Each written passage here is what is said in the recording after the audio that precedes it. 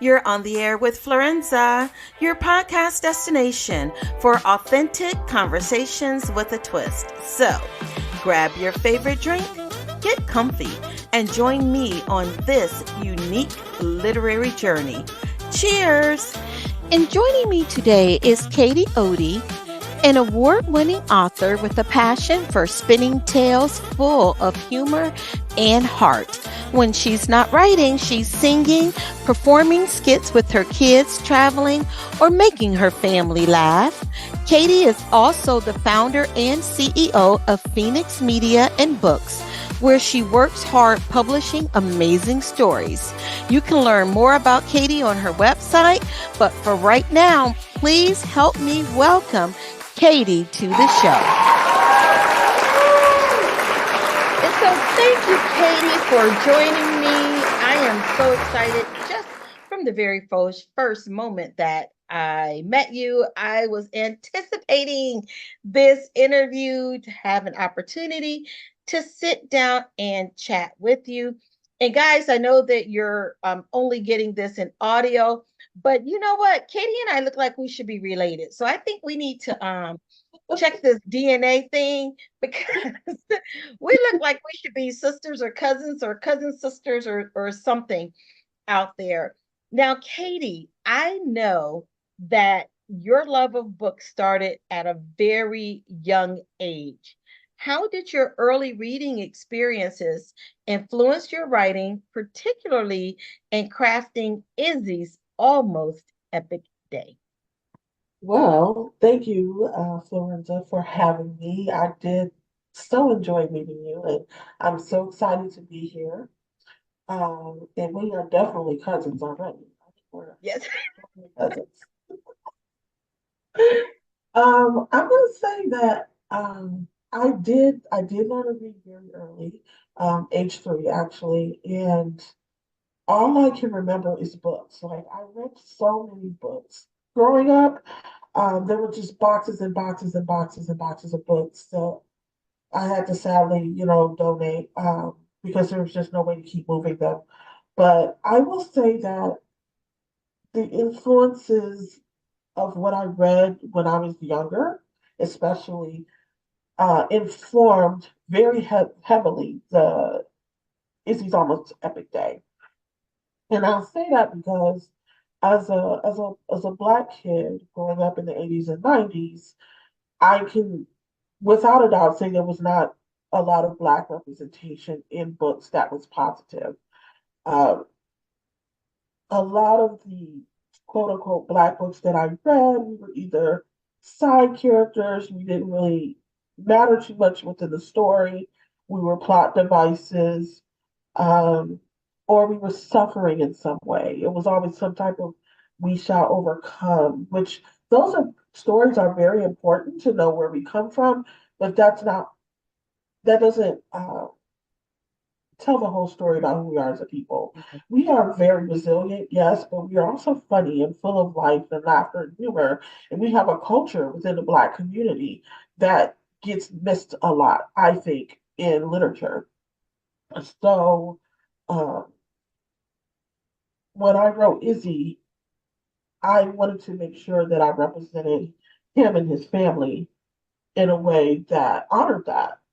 I wanted to be full of laughter, but also full of, real world, real human experiences that kids, especially Black kids, can experience, but that doesn't center their Blackness. So, Mm-hmm. yeah. I love that. I absolutely love that. And I love everything that you bring to Izzy's almost epic day. And, we share that with the books because I have my Brooklyn Beaver almost series. So she almost builds a dam. She almost wins a race. She almost enters a contest. So all these cool books with the word almost. Now you're also a humorist and you write comedies with heart.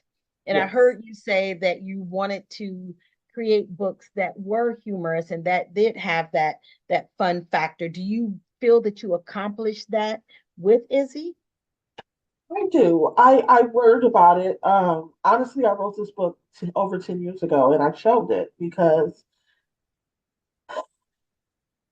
it wasn't hitting what the publishing industry uh, gatekeepers wanted to see from a black book. What made me bring it back out was that I realized, like, you know what, I have to stand true on what I know I wanted to read as a kid and what I know kids want to read. So as far as the humor, I have heard so many kids who have read this book who have been like, they think it's hilarious. But they also can see themselves in it. They can also understand Izzy's point of view. And that right there is gold to me. That right there Nice. is Now you have five children, and with five children, I am certain that a lot of the antics that Izzy found himself in came from real life experiences. What did your children say when you wrote Izzy? Were they able to look in there and say, "Oh, mom, no, you did not include when I did A, B, C, and X, Y, Z in your book"? So here's the I guess the Easter egg. The five children in the book is His Almost Epic Day, and that's gonna be, the first book in the series, are characterized or fashioned after my five children. So the oldest child, Jade, is based on my oldest Jonassy, and then the twins, Romeo and Juliet, are based on my son and daughter, Adrian and Jacqueline, and it's because they're so close in age. Everyone thought they were twins, and so Mhm. that's why I made them twins in the book. Izzy is fashioned after my son Isaiah, and then Tucker, the youngest son, is after my son Jace. So they recognize themselves immediately. Some of their characterizations, some of the things that actually happened, and it's actually hilarious because Jace read the book and he was like, he doesn't even call Izzy Izzy. He's like, so when Isaiah did this, I'm like, it's not Isaiah because it's still fiction. Like I did make up some stuff, but I did use a few stories, that I Right. had written down about them. But I found it hilarious that they they did notice that. And another funny thing is that Tucker speaks in the third person, and Jace did that when he was a kid. It was so funny. Um, Hilarious. so yeah, just it's them, but fictionalized. Nice, nice. Now you also have a very strong background in mathematics and education. How Yes, much of that were you able to sprinkle into this book? And if not in the first book, will readers get a chance to get a feel for your love for mathematics in some of the upcoming books in the series? it will pop out. There's certain things that there are Easter eggs that I put in my books because I am a humorist, so I have this wild sense of humor, which is why I love writing middle grade comedy because it speaks to me. But I do have a love of mathematics. I do have a degree in mathematics, which is strange to some people. And I used to be a math teacher. So at some point in most of my books, I do incorporate math in some way. Whether the characters love or hate it, um, it's incorporated in some way. And what I'm leaning towards is having the mother be an actuary, which was my dream career. But I never got to pursue that. Okay. But All yeah, right. So living vicariously through our fictional characters. What that's how you absolutely. get her done. A little real life delusion is in a book. Nice. Now, Izzy's day is filled with high expectations and unexpected twists. What message do you hope that young readers are able to take away from Izzy's experiences? Well, I love that you asked that. I want readers to feel a lot of things. First of all, I want them to be able to relate to Izzy, just as a person, as a human. So I love the fact that Izzy's this Black character, but it's not about him being Black, it's about him being a kid. I Right, want the readers to see that you have plans for your day or your life or these moments, and those plans can go horribly wrong for whatever reason. Um, and this is a way for them to see that without it being about them. and see that things can turn out okay. Izzy learns to pivot. Izzy learns to, manage his disappointment.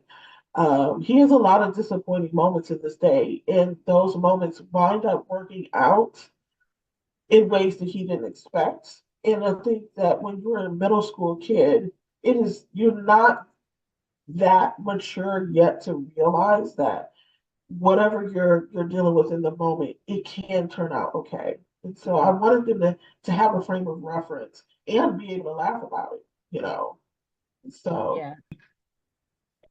Thank you for creating a book that not only talks about um, dispute management and expectations and um, failure and conflict, but actually creating a story that any reader is able to follow along and learn from Izzy's experiences. Now, I know, and I hope that I'm not giving anything away, but Izzy has a crush. yes. And so, can you tell us the significance of the science experiment and the chorus solo in this story? And how do these elements contribute to the character development of Izzy and said crush? Yes. So the science experiment, the crush.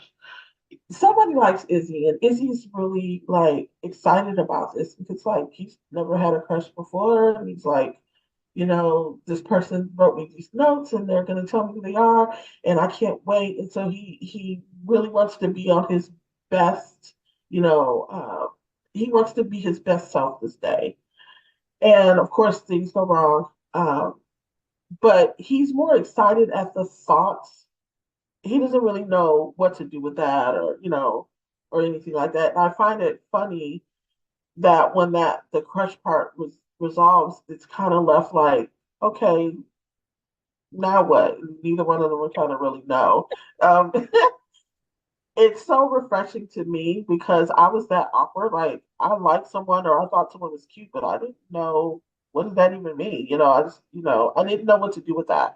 And I just don't think that we had kids at that age when I was coming up moving as fast and knowing as much as now because we've got the internet, we've got TV that stays on all night. You know what I'm saying? Where Right. when I was growing up, TV went off, you went to sleep, or if not, you did something else because there were no more channels. Right. And so I just feel like I just wanted to highlight that these are still kids and they don't. So it's okay for them to have a crush and it's okay for them to like someone, and it doesn't mean that they have to know what to do with that or figure out their whole life. Uh, the science experiment is he's excited about it. And it goes to show that when you have to think on your feet, sometimes you don't make the best decisions. I'll put it like that without giving away uh, what happens with his science experiment. But it obviously goes very wrong.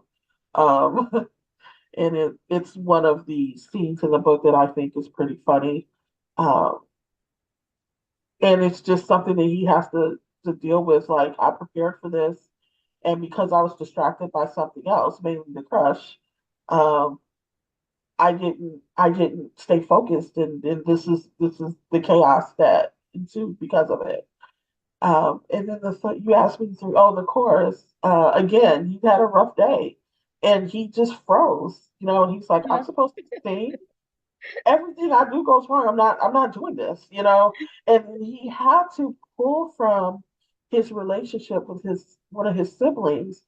One of his siblings that up until that point you would think they really don't get along, but you get to see that there's moments with siblings where you don't get along, and there's moments where you really lean on each other. And he used that one of those moments where he leaned on his big brother to get him out of the negative headspace that he was in so he can overcome uh, the angst that he was feeling about trying to do anything else in this day where things weren't just going the way he wanted to go. So So you're writing about a family of five, and you're talking about the experiences of having that many children in a home Do you find that children who may be an only child or only have one sibling, that they appreciate hearing what it's like being in a big family?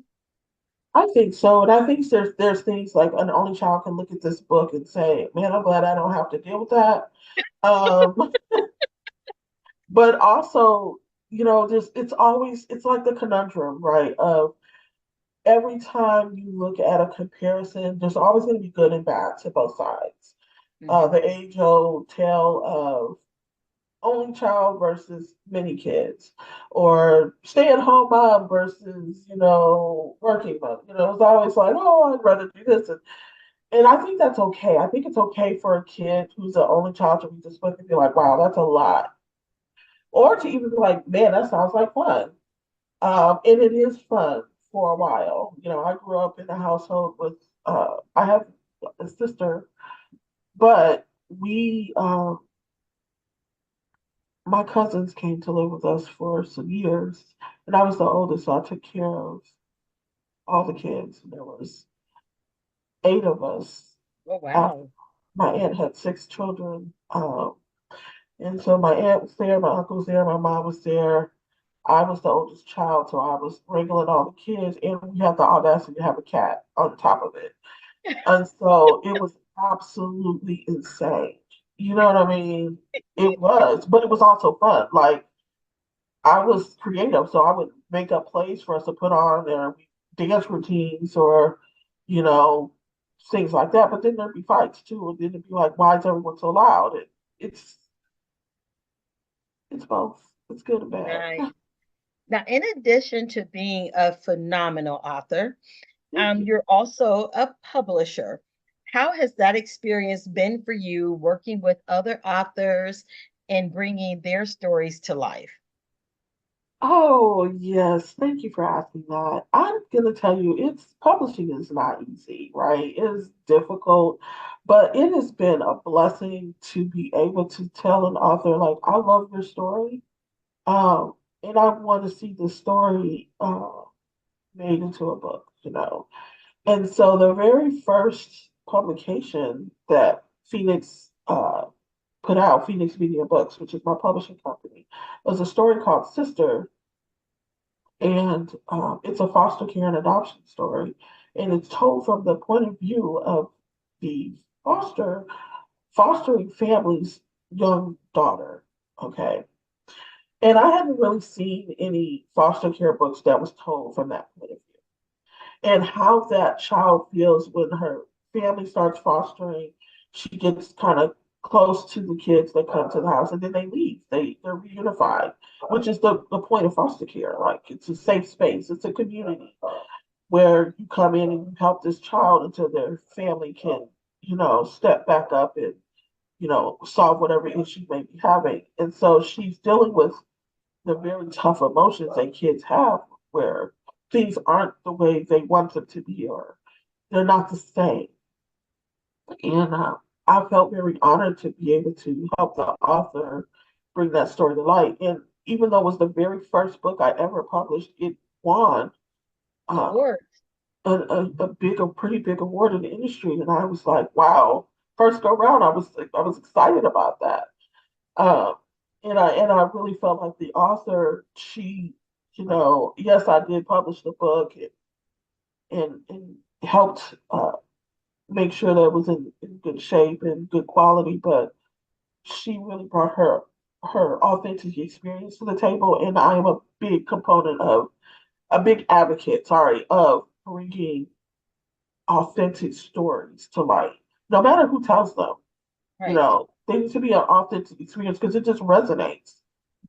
you know. So How important, as that publisher author, is it for the authors to understand the voice that's used and the point of view that's used in the books when they're writing for that younger audience?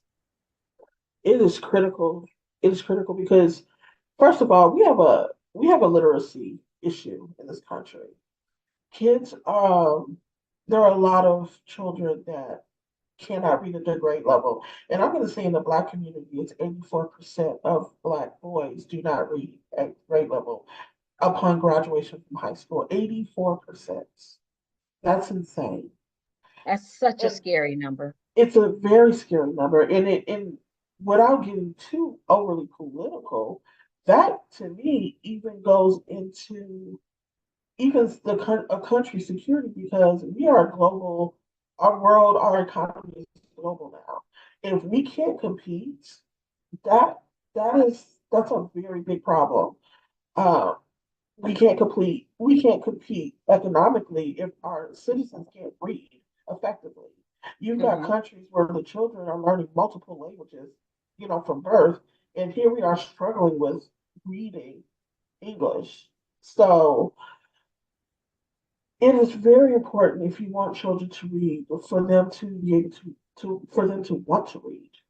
Right, It shouldn't feel like a task or a chore or a lesson. Life is going to give them all kind of lessons. If right. you want them to read and develop that brain power, give them something that they can relate to.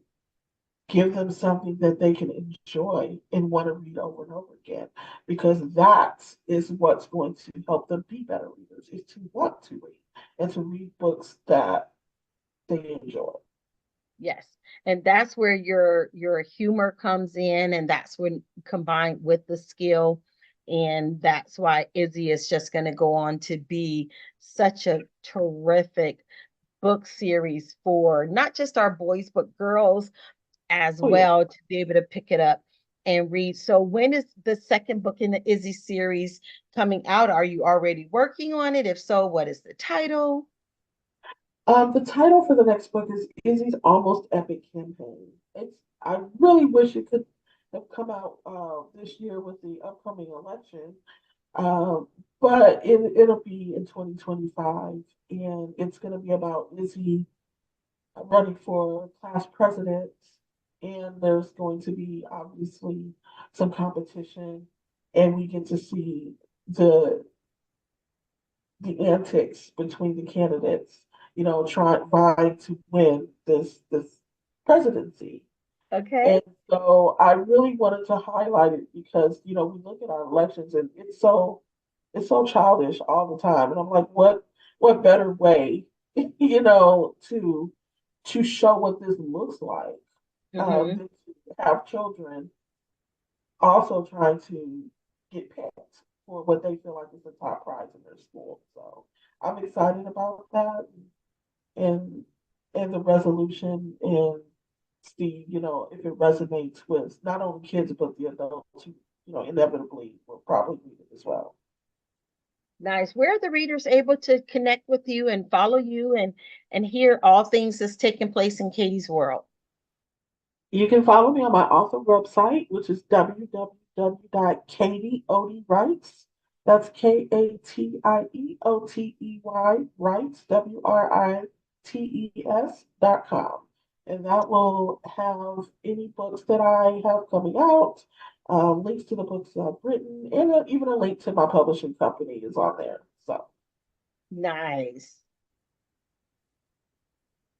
Okay, now we forgot to toast at the onset of the recording, but please know, ladies and gentlemen, that we have been sipping along the way.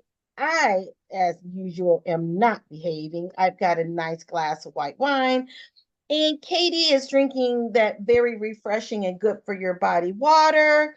But we've come upon our rapid fire, and I am going to ask you two words and without really putting a lot of thought into it, Katie, tell me what comes to mind.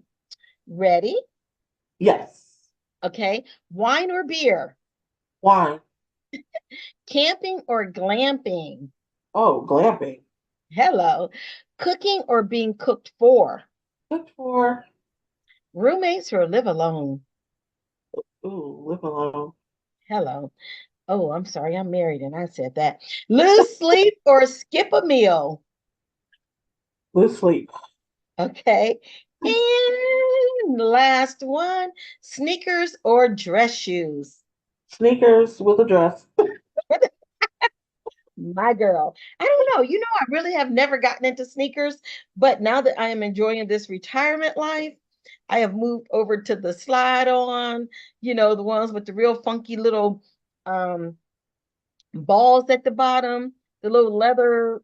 I don't even know what they're called because I didn't own flats. I had to go buy them when I retired. But I am loving this flat life. I So, I do wear flats a lot. I don't know why I said sneakers. I don't even really wear sneakers too much. Um, but I prefer comfortable shoes. So when yeah. I think dress shoes, I think heels and ugh, no. And see, So I love flats. my heels. I come a 4-inch stiletto is so comfortable on my foot.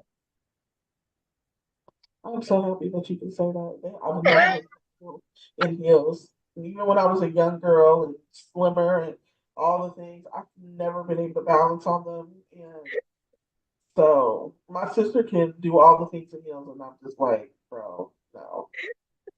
Well, the next time we meet up, we're gonna do some heel walking classes. Okay. All right, Katie, thank you. Thank you for the time. I appreciate it.